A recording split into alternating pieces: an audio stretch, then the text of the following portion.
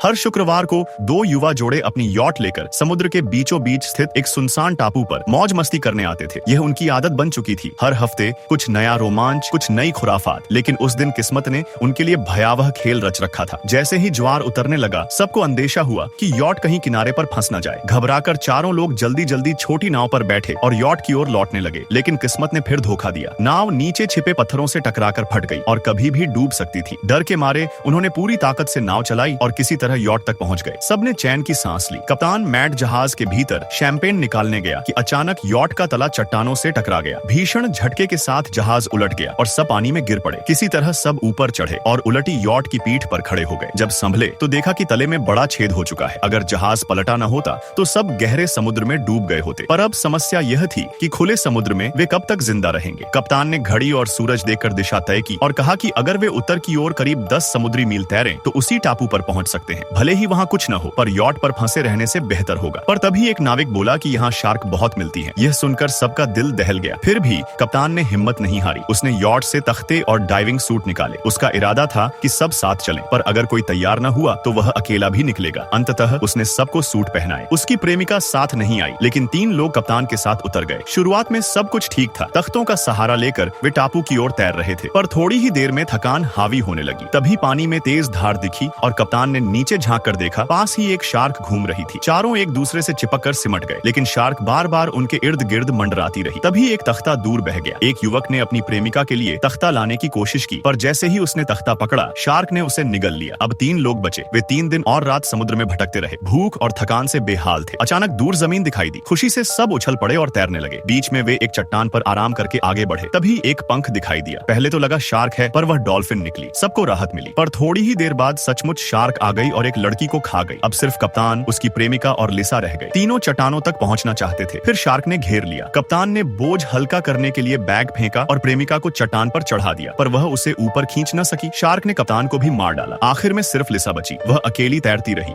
जब तक कुछ मछुआरे वहां से गुजरे और उसे बचा लिया। इस तरह 4 में से केवल एक ही जिंदा लौट सकी। यही था उनकी भयावह कहानी का अंत।